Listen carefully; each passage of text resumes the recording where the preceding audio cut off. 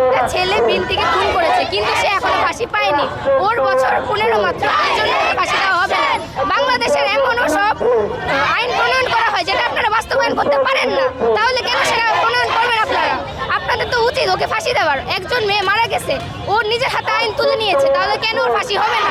এটাই আমাদের চাওয়া। মূলত আমরা জানতে পারি যে বিনতি মাত্র ক্লাস 9-এ পড়ে, ওর বয়স মাত্র 15।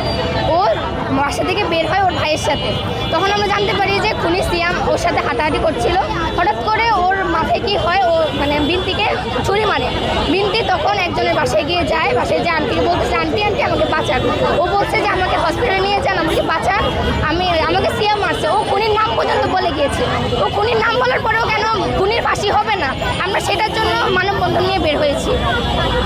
মাঝখানে ভুল বুঝাবুঝি হয়েছে, মানে সিয়াম মনে করেছে যে বিনতি আরেকজনের সাথে সম্পর্ক রয়েছে, কিন্তু সেটা কতটা সত্য সেটা এখনো জানা হয়নি। ও সন্দেহের বশে গিয়ে বিনতিকে হত্যা করেছে।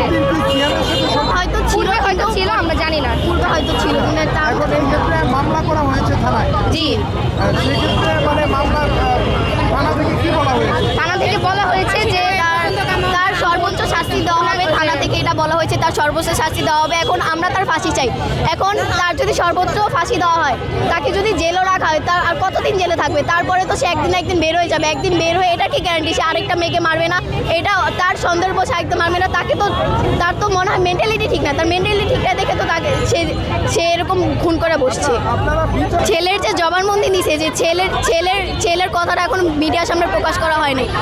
থানা যে ওসি রিমান্ডে দেওয়া হয়েছে, হ্যাঁ রিমান্ডে দেওয়া হয়েছে, এগুলো বলা হয়েছে, কিন্তু ছেলের যে কথা বলার, যে সে যে খুন করছে তার জবানবন্দি এখন আমরা পাই নাই। এখন এর জন্য আমাদের একটাই দাবি, ছেলের ফাঁসি চাই।